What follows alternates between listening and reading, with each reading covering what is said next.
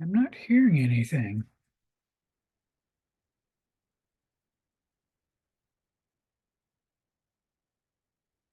All right, can somebody confirm you're hearing me?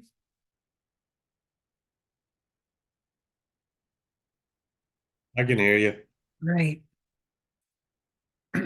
Initially, I didn't hear anything. Sorry for being a little late. I had trouble logging in. Before we begin, are there any questions?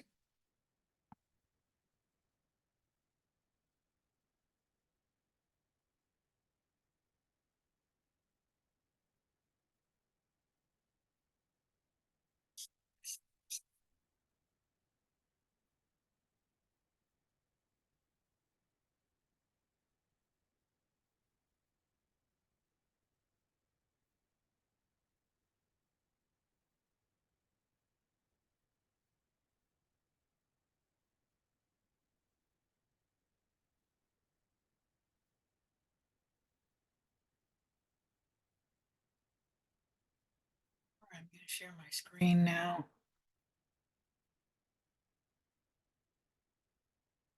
Should be seeing my screen.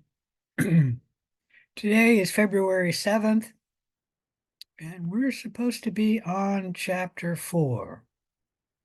We should finish chapter 4 today.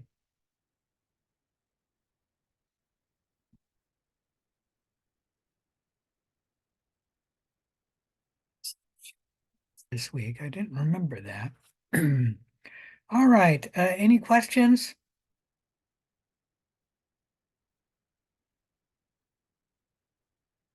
I'm going to have that on there.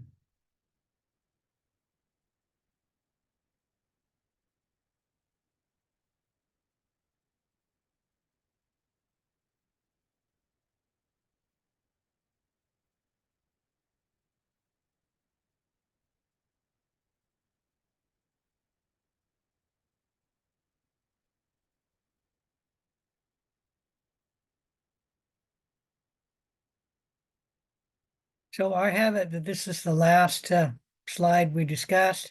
Can somebody confirm that? Looks good to me. Good. Okay. Let me remind you, endospores are something that is a survival strategy. They are not a reproductive strategy. They're mostly in the families Bacillus and Clostridium, although I think there are two other families, but I think there's only one member in those two other families.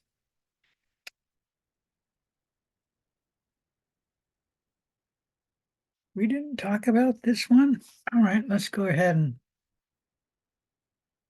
talk about endospores in a little more detail. Let me see if I can blow this up. Endospores form by the DNA dividing and then the DNA moving towards opposite ends of the cell, and that's pretty normal. And then the cell divides, and that's pretty normal. What's unnormal is to make an endospore, the cell doesn't split down the middle. Come on, mouse. It splits on the edge where there will be a smaller cell and a larger cell.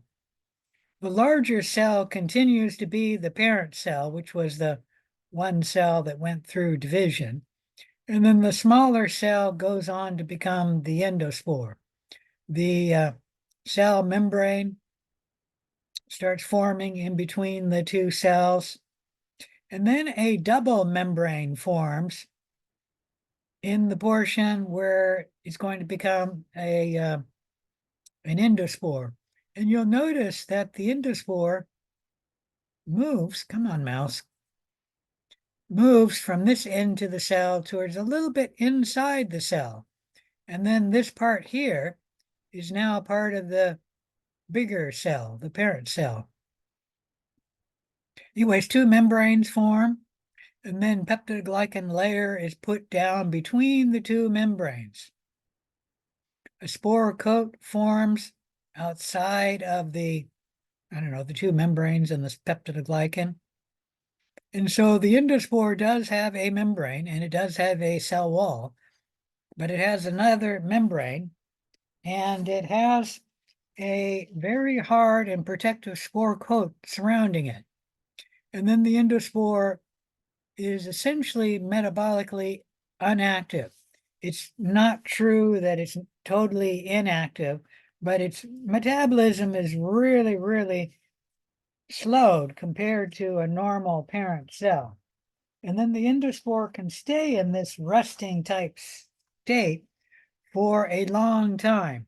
They've had endospores that they picked up from pores in the ice in Antarctica, which were hundreds of thousands of years old. And they thawed them out and got them to survive. Now, admittedly, those are frozen endospores, but they've had endospores that they've germinated from Egyptian mummies that were 8,000 years old. And those were not ever frozen.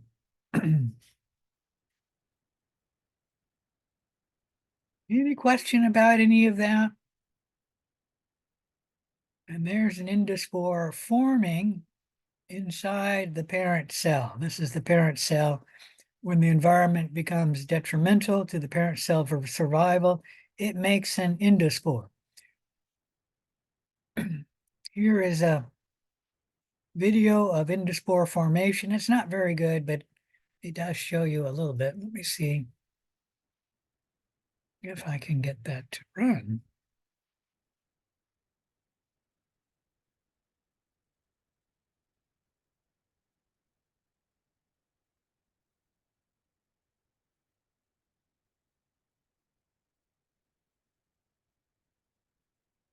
Come on.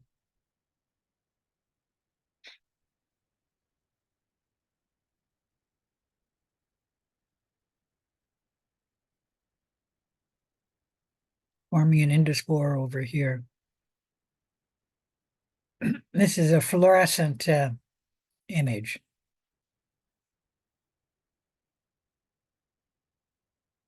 All right, any questions about endospores? If not, let's move on to eukaryote cell structures. This cell on this side being a plant cell, on this side being an animal cell, shows you the organelles of both a plant cell and a animal cell. That's too, I don't know why that's cut off like that.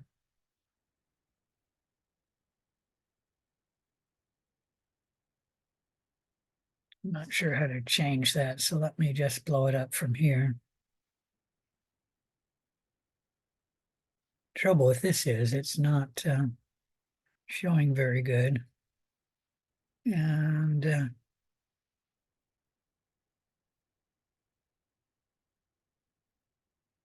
no, don't want that.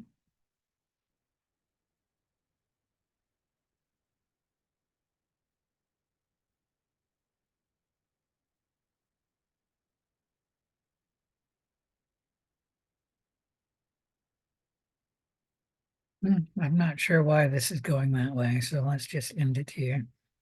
And there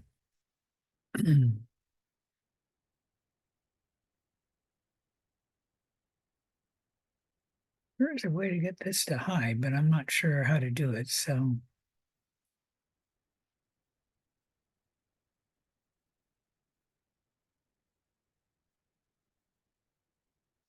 that's about as good as I can get.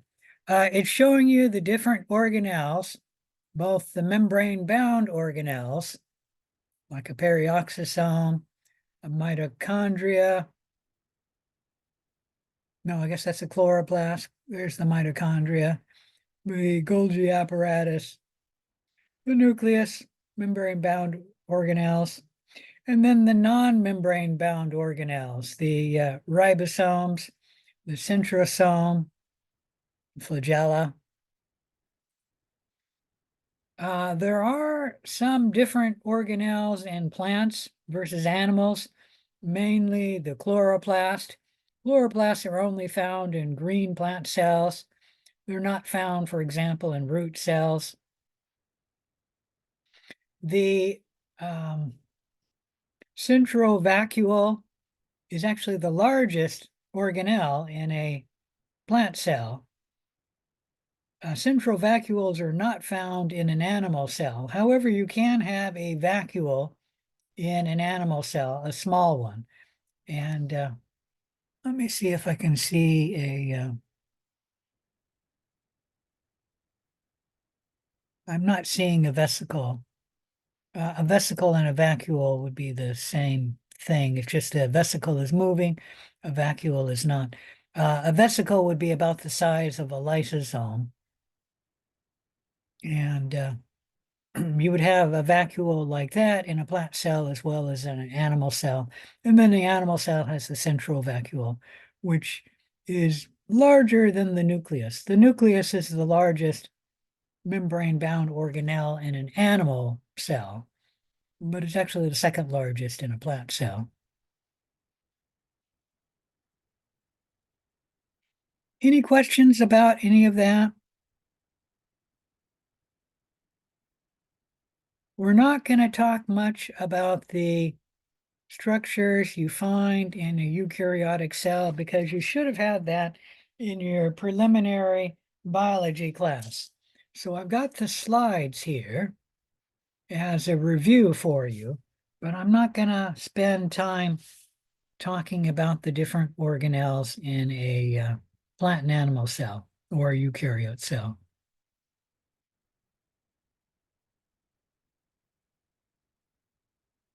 Let me do state that in a eukaryote cell, you have three different structures for having the cell move. In a prokaryote cell, there's only one structure, the flagellum, or if there's several of them, flagella, to make the cell swim, to make the cell move. You do have flagella in eukaryote cells also. However, eukaryote cells can move with more than just the flagella. There's cilia that can propel the cell, making it move, and there's usually many cilia on the cell, and they're shorter hair-like structures. They usually beat in unison. And then the eukaryote cells can also move by pseudopods.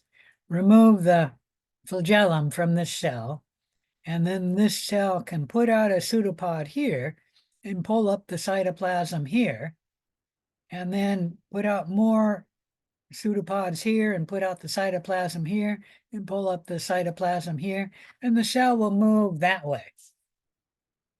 Any question about any of that? That is actually how white blood cells move, by pseudopods, as well as all amoebas. They move that way too.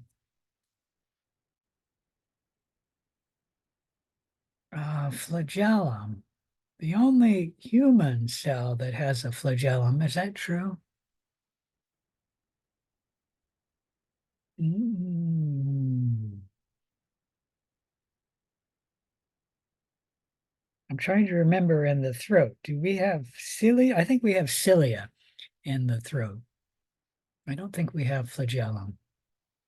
Somebody can correct me there if you've taken an anatomy and physiology, but I think we have cilia in the throat. And we have a flagellum on the sperm cell. Those are the only two examples that I know of human cells with cilia and flagellum. And then we have many cells that have pseudopods, like the white blood cells.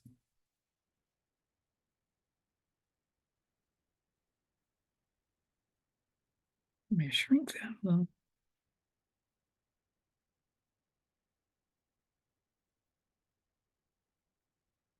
Let's talk a little bit about the cytoskeleton.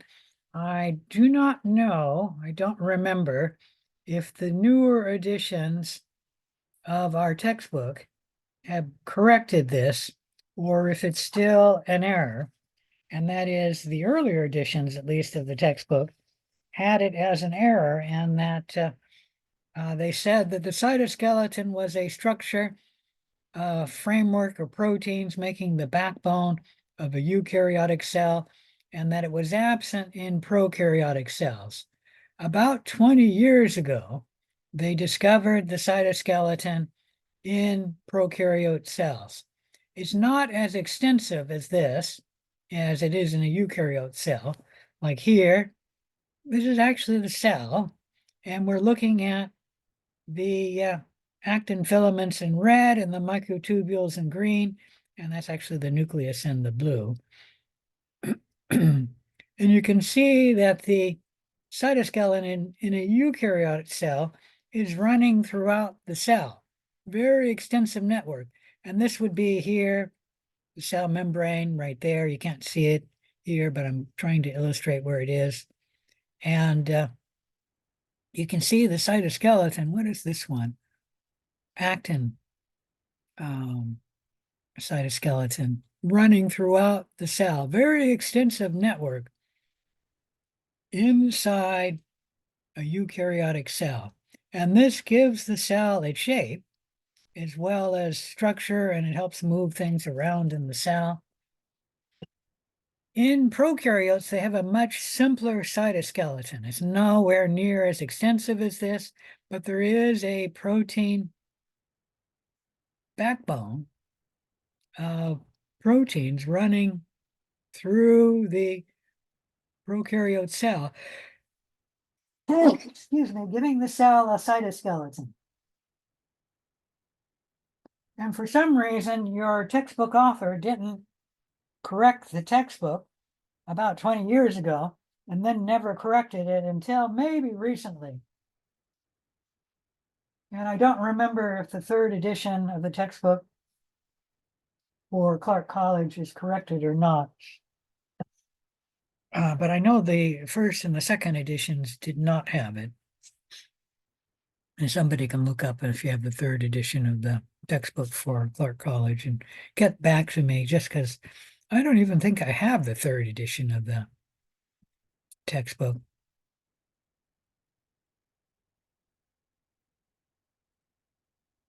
Let me talk just briefly about ribosomes. I've already mentioned that the eukaryote ribosomes are larger than the prokaryote ribosomes.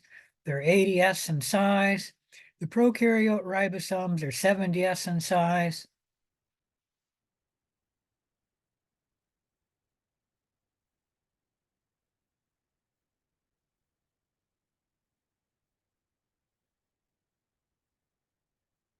Let me talk briefly about the eukaryote endomembrane system.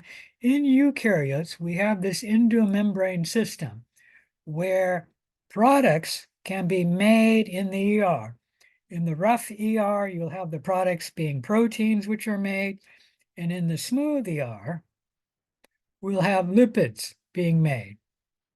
These products made in the ER can be shipped into a vesicle, meaning a vesicle will bud out of the ER, and then transport these products to the Golgi apparatus.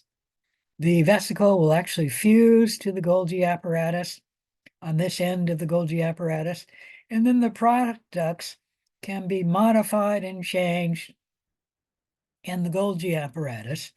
And as they are being modified, they move from this region of the Golgi apparatus to this region of the Golgi apparatus.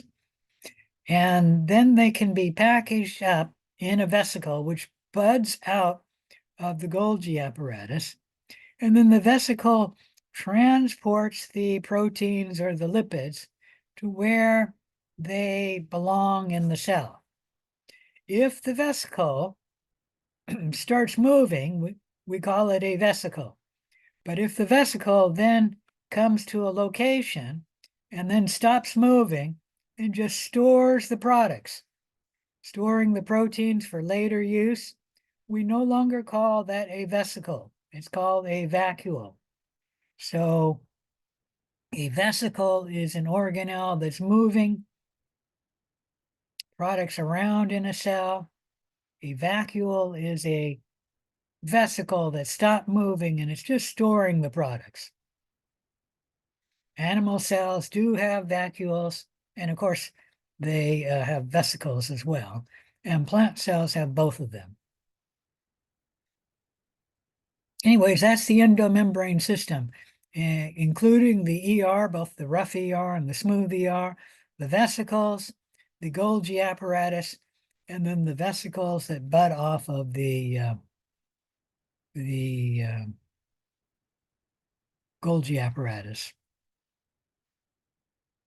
If the products are sent someplace, like they might be sent to the nucleus, like you're making nuclear proteins, and then the vesicle will just fuse to the nuclear membrane and then dump the contents of the protein inside the nucleus.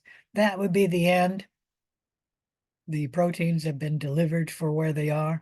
And like I said, if they're just stored, they'll be stored in a vacuole for a little while.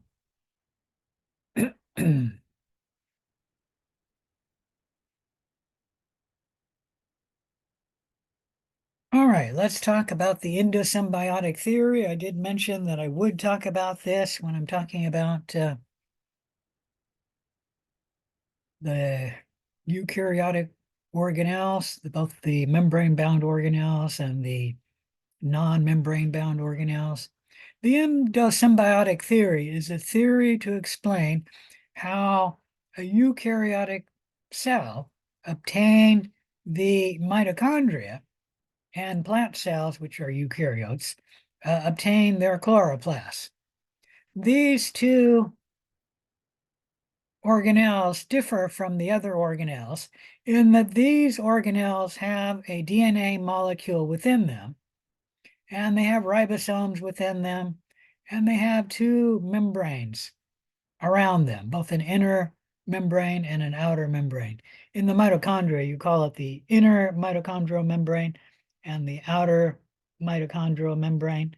Those names are used for the chloroplast, but the inner chloroplast membrane is also called the thylakoid, or the thylakoid membrane. Anyways, how did these organelles originate? And the endosymbiotic theory presents a theory that these organelles originated from a proto-eukaryote cell, which engulfed a bacteria. And then the bacteria later evolves into the mitochondria and the chloroplast. Any question about any of that? So let me give that example. So we have a big proto-eukaryote cell, and by proto-eukaryote, we're meaning a eukaryote cell before eukaryotes were around. Any question about that? Sorry, my nose is running. Not sure what's going on there. This proto-eukaryote can make ATP from fermentation, meaning it's making ATP by glucose. One glucose molecule is used to make two ATP. And then we had a bacteria out here. We'll draw it right there.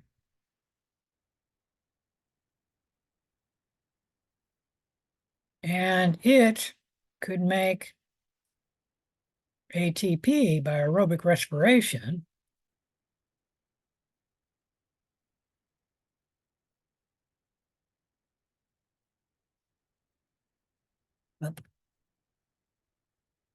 And so you take glucose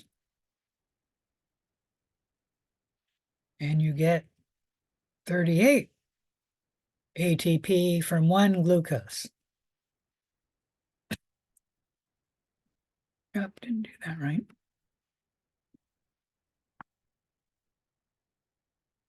And we'll talk about that if we haven't, aerobic respiration and fermentation. Well, the proto-eukaryote put out pseudopods. So we're going to put out a pseudopod here and a pseudopod here. And I should erase this right there.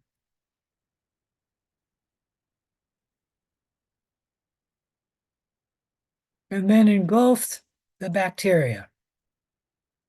And let's erase that now. Erase that now.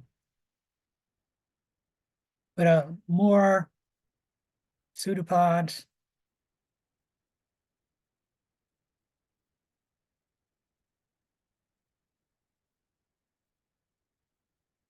And eventually engulfed the bacteria so that the bacteria then came inside the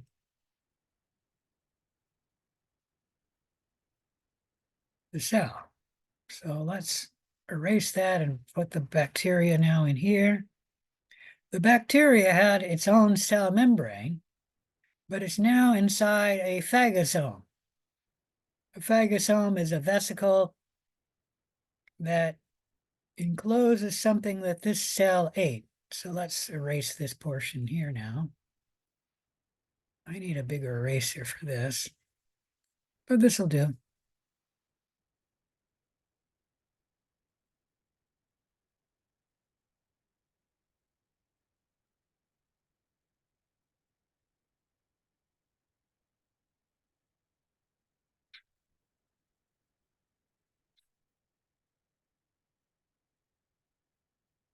So the bacteria was surrounded by a phagosome, meaning that there's two membranes now around this bacteria, the cell membrane of the bacteria, and then the phagosome membrane of the vesicle encoding the bacteria.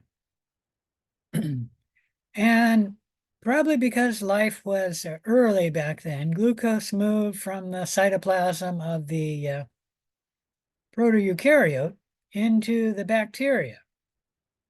And then the bacteria took the glucose and did aerobic respiration, making ATP, 38 ATP molecules. And the bacteria released some of that ATP into the cytoplasm of the protoeukaryote. And this greatly confused the protoeukaryote because it lost one glucose molecule, but now it gained a whole bunch of ATP, many more ATP than the protoeukaryote could make on its own by fermentation. And we don't know how much ATP was released by the bacteria, but it was someplace between, maybe I should do that right over here. It was something greater than 2 to something less than 38. And probably the reason why this all happened was life was early back then, and there were just, I don't know, kind of mistakes made, and the ATP, I mean, the glucose just diffused across the membranes and went to the bacteria. So it just did it at random. And then the ATP was in cytoplasm, and some of it left the bacteria and then just diffused into the cytoplasm of the protoeukaryote. So the protoeukaryote said, you know, I'm not going to eat this bacteria. I'm going to keep it around and then give it glucose, and then it's going to make me ATP. And the two started living in symbiosis, where the bacteria now found a home inside the eukaryote cell. The eukaryote cell fed it glucose, and then the bacteria took the glucose and made ATP and gave at least some of it to the protoeukaryote. And the two lived in a happy symbiosis. They've now lived together for so long that the bacteria is no longer free living. We only find it inside this cell, which has now evolved into the eukaryote cell. And that's the endosymbiosis theory, that the mitochondria, as well as the chloroplast, was originally a free-living bacteria that was engulfed by a protoeukaryote. And then the two lived in symbiosis, And now we do not find these bacteria any other place other than in a eukaryote cell. If you can hear some horn honking, I'm sorry about that. That's happening to a car outside my place.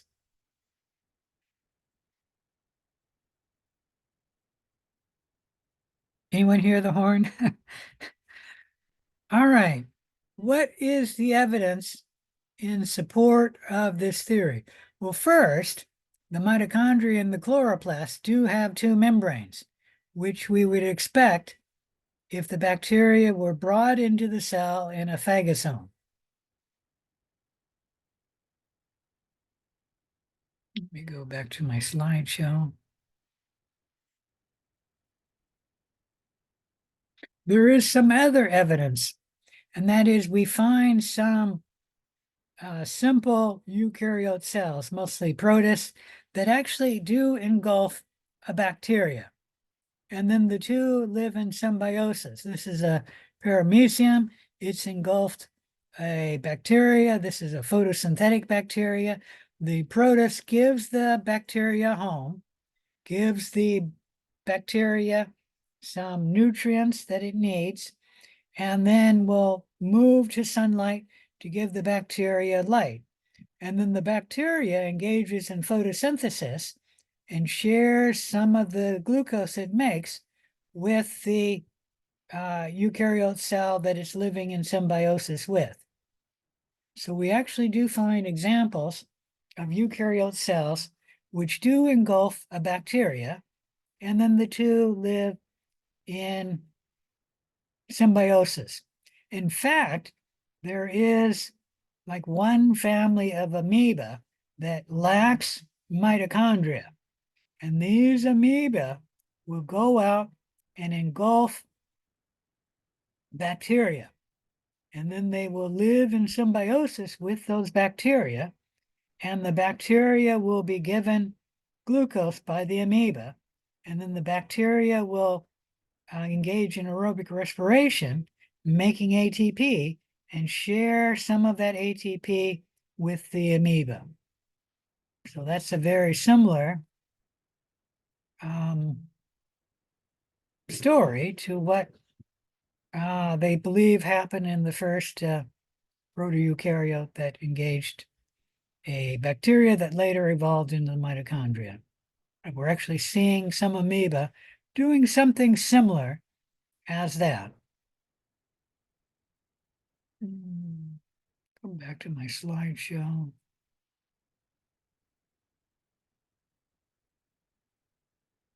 Second, when we look at some of the characteristics of the bacteria cells, compare them with the characteristics of the eukaryote cell, and then compare that to the mitochondria in the chloroplast, we find that the mitochondria in the chloroplast are similar to the prokaryote cell. For example, prokaryotes have generally one circular DNA molecule. Eukaryotes have many linear molecules of DNA. The mitochondria in the chloroplast have one circular DNA molecule. If we look at the presence of histones, they're absent in bacteria. They're present on eukaryote cells. The DNA of eukaryotes wrap around the histone protein. The mitochondria in the chloroplast, their DNA lack histones. When we look at the first amino acid that's synthesized in a gene, it's methionine in a eukaryote cell. It's formylmethionine, a separate amino acid related, but it is separate. And when we look at the first amino acid made in a mitochondrial chloroplast, it's formylmethionine, not methionine.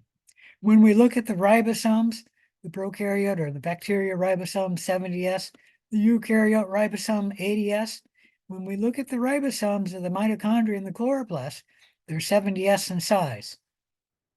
When we look at how bacteria cells divide, generally they divide by binary fission, where one cell splits into two. Eukaryote cells divide by mitosis. or if it's sexual reproduction, it's meiosis. The mitochondria and the chloroplast divide by binary fission. And then the strongest piece of evidence that the mitochondria and the chloroplast are bacteria is that if we sequence the DNA of a eukaryote cell, it falls in the DNA sequence of a eukaryote, meaning it belongs to the domain eukaryotes. If we sequence the domain of the DNA of a bacteria cell, it too falls within the domain bacteria. And then when we sequence the DNA of the mitochondria and the chloroplast, the sequence of DNA falls in the DNA of the domain bacteria. Any question about any of that? All right, so that's the endosymbiotic theory, the theory to explain how eukaryotes evolved a mitochondria and a chloroplast. And let's come on and show this slide again. For animal cells, this happened one time where the animal cell engulfed the bacteria, lived in symbiosis with that bacteria, and then the two evolved. The proto-eukaryote evolved into the eukaryote cell, and the bacteria evolved into the mitochondria. For plant cells, though, this happened twice. They engaged bacteria, which became the mitochondria, and they also took in another bacteria, which became the chloroplast. Any question about any of that? All right, that's it for the endosymbiotic theory, and that is it for chapter 4. Let's move on to chapter 5, and I promise we'll end class a little early, but I want to move on to chapter 5, get started.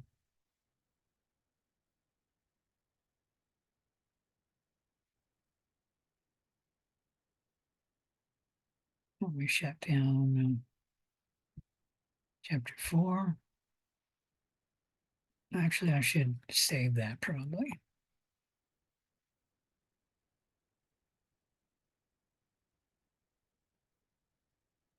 And then shut it down. All right, chapter 5, microbial metabolism. This slide is giving you the major goals and a rough outline. Know the terms of this chapter. What's catabolism, anabolism? What is activation energy, an enzyme, the active site of an enzyme? What is competitive inhibition, non-competitive inhibition? And non-competitive inhibition is also called allosteric inhibition. What's a redox reaction? What are photoautotrophs, photoheterotrophs, chemoautotrophs, and chemoheterotrophs? What is fermentation? What is cyclic and non-cyclic photosynthesis? Understand what feedback inhibition is. We're talking about an enzymatic pathway. And then lastly, understand what aerobic respiration is, its steps, and how it differs from anaerobic respiration. In this chapter, we'll mainly talk about aerobic respiration.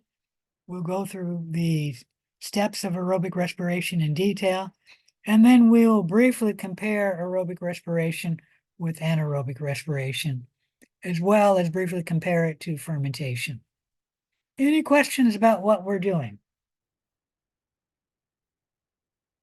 All right.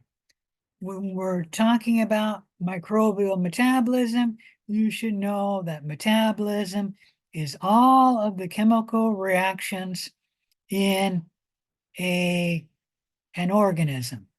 Now, because we're talking about microbes, we can also say that metabolism is all of the chemical reactions within a cell, because the cell is an organism for a microbe. Metabolism can be broken into two parts: catabolism and anabolism. Catabolism is a decomposition reaction where a larger molecule like starch is broken down into a smaller molecule like glucose. Energy will be released by catabolism because there's more energy in a larger molecule than there is in smaller molecules. The energy is stored in the chemical bonds linking the atoms of the molecule. And so the starch will have more energy than separate glucose molecules. Energy is released whenever energy in one form, like the energy in starch, is converted to the energy in glucose. Some of that energy will be converted to heat. Heat is a form of energy. And if you know the second law of thermodynamics, whenever energy is converted from one form to another, meaning the energy in starch is converted to the energy in glucose, some of that energy is converted into the energy of heat. And we say energy is lost as heat because the energy in glucose will be less than the energy in starch. And that lost energy will be the energy in the heat. Hopefully I'm being clear here. So the energy isn't lost, it's just converted into heat. Sometimes when we have a complex molecule, some of the energy that's lost by the complex molecule will be utilized to make ATP, so that when we degrade starch and make glucose, actually we can't do that, but maybe green plants can, some of that energy could be converted into ATP. Now, animal cells are lousy at converting the energy in a catabolic reaction into the energy of making ATP. So some of the energy from this complex molecule will be used to make ATP. ATP requires energy to convert ADP and phosphate to make ATP. But like I said, animal cells are lousy at making ATP. They only have two processes for making ATP, and that is fermentation and, for us, aerobic respiration. Those are the only two ways and the only two catabolic reactions that can make ATP. All of the other catabolic reactions which are occurring in an animal cell do not make ATP, such as when we split sucrose into glucose and fructose, the cell cannot make ATP out of that. In fact, animal cells, when we split starch into glucose, we can't make ATP out of that either. We have to actually burn the glucose to make ATP, meaning digest the glucose, or we can engage in fermentation with the glucose. So you take glucose and you ferment it, and we can make some ATP out of that reaction. All the other catabolic reactions do not make ATP. So this slide is a great oversimplification because most of the catabolic reactions do not make ATP. And even green plants, which are better at making ATP than animal cells, they have the majority of their catabolic reactions not capable of making ATP. They do have more, though. They have more than two. I don't know how many they have, but it's more than two where they can make ATP. For example, they can make ATP in photosynthesis, so that will be two more. So they got at least four, and they probably have other reactions where they can make ATP. All right, anabolism is the biosynthesis reaction where you take smaller molecules, combine them together to make larger molecules. And you can take glucose in an anabolic reaction and make starch. Starch has more energy than the glucose, so you need to add energy into this reaction or this reaction will not proceed.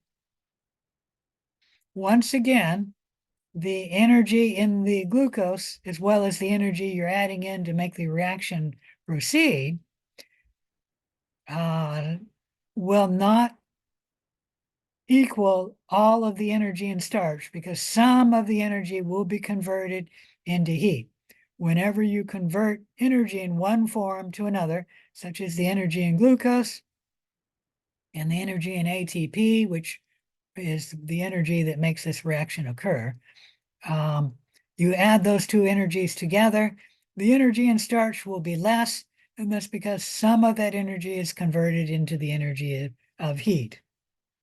And that's the second law of thermodynamics. Whenever you convert energy from one form to another, some of that energy is always lost as heat. Any question about any of that? So in an anabolic reaction, energy has to be fed into the system. Usually that energy comes from ATP, and we break down ATP into ADP and phosphate, and that will release the energy we need for this reaction to proceed. Any question about any of that? All right.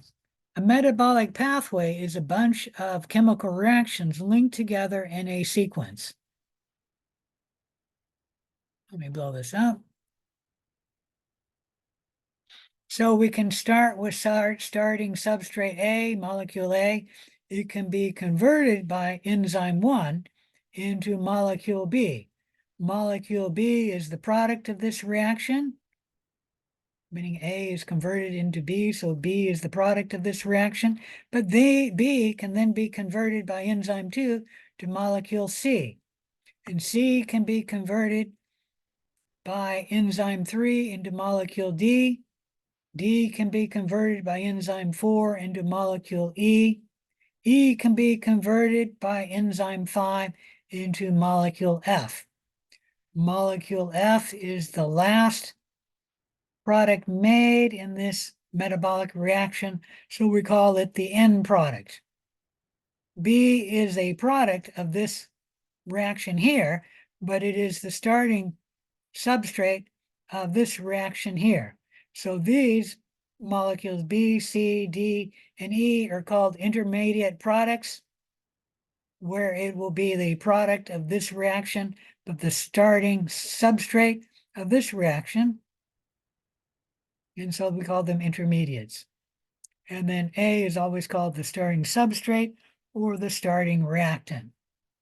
Metabolic pathways are determined by enzymes. Enzymes are encoded by your genes. So these metabolic pathways are determined by your genes. Any question about any of that?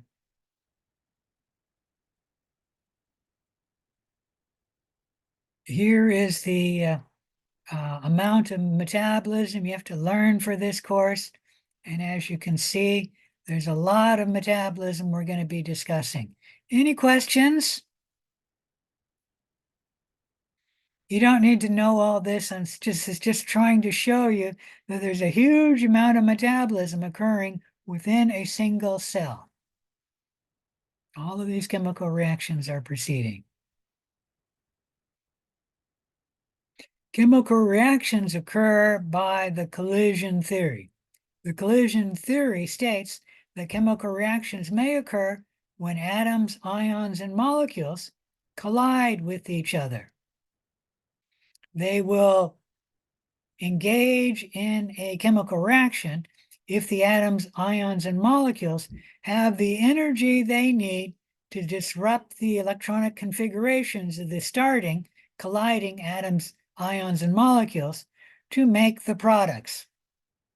And that energy is called the activation energy, the energy needed to disrupt the electronic configurations of the starting atoms, ions, and molecules, and then make the configuration of the product.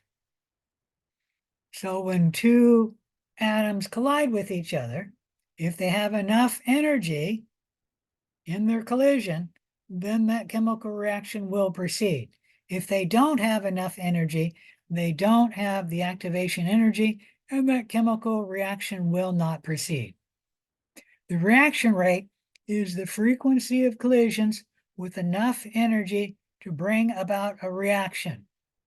You can increase the reaction rate by increasing the abundance of enzymes. If you have more enzymes present, the enzymes are going to grab onto the starting substrates quicker and faster, and that will speed up the reaction. You make more products more quickly. You can also increase the reaction rate by increasing the temperature. Temperature is just the measure of how much the molecules are moving and vibrating. And if you increase the temperature, they're going to move faster and vibrate faster. That will give them more energy.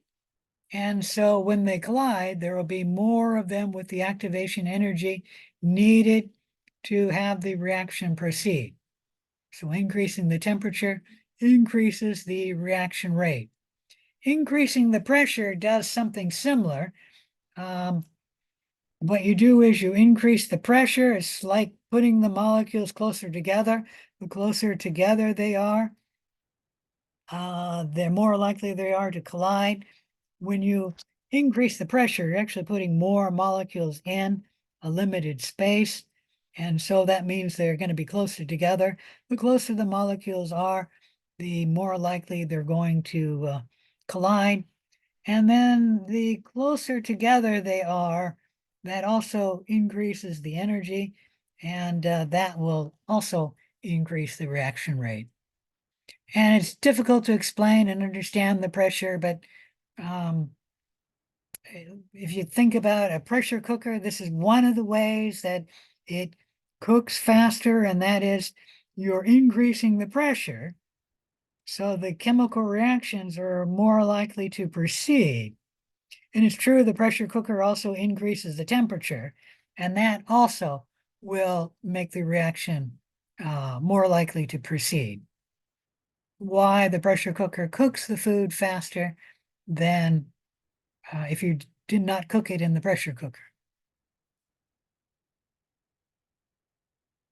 All right, here we're looking at a chemical reaction, and we have the reactant, a combination AB, meaning this is one starting reactant or substrate. It's going to break into two products, products A and B. The two products have less energy than the reactant, so that's why this is lower. If you put a Y here, that will be the measure of energy. And the products have less energy than the reactant in this case. That means this reaction is more likely to proceed because the reactant has more energy than the products. This reaction likes to actually go this way. For example, if we were to start with glucose, glucose can break down into CO2 and water.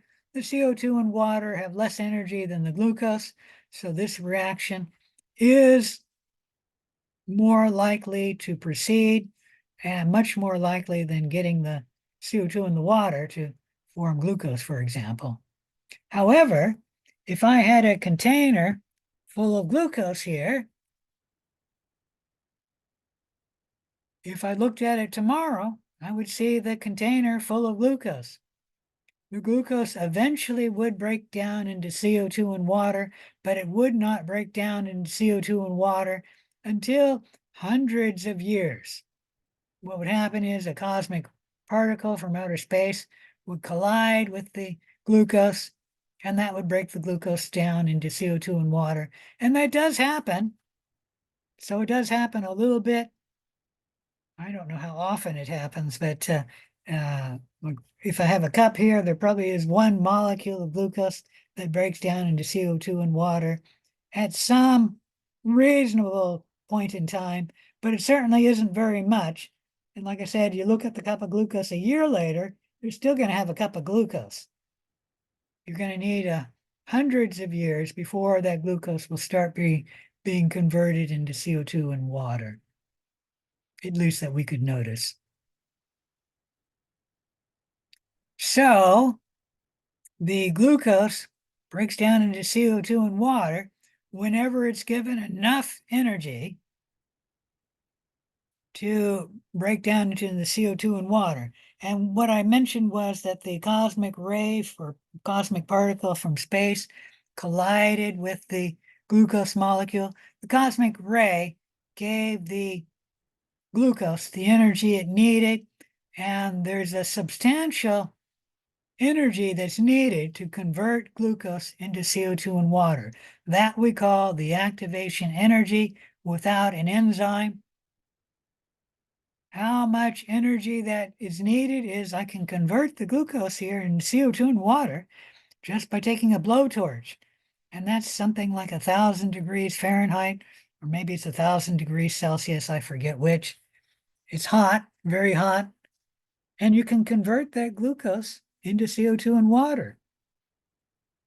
But it takes a lot of energy, the activation energy without. However, in the room that you're in now, glucose is being converted into CO2 and water all the time. And can anyone tell me where that's happening in the room that you're in now? Come on, somebody's got to guess. I'm not going to proceed until somebody guesses. In the room you're in, where does glucose convert it into CO2 and water?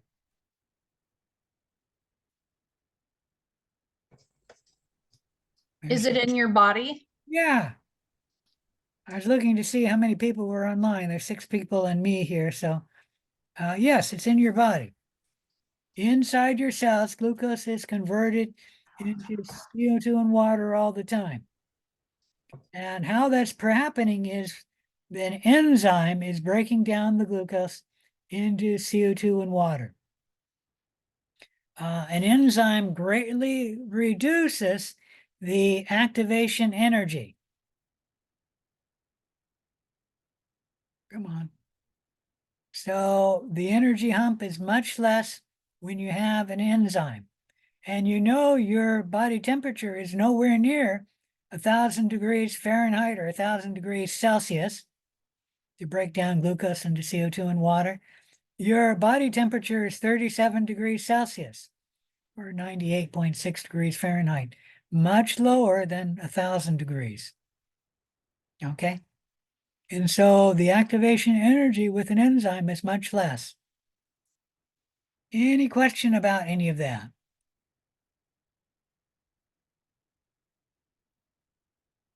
And this is not showing you the great disparity in energy. That should be really up high, quite higher than this. This is just a little energy hump. That's a big energy hump.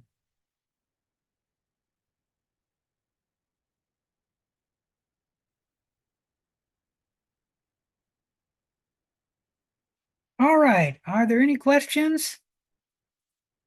If not, this is a good place to stop. So I think I'm going to stop here. If there's no questions, I will see you at 6:30 for the lab. All right. Bye.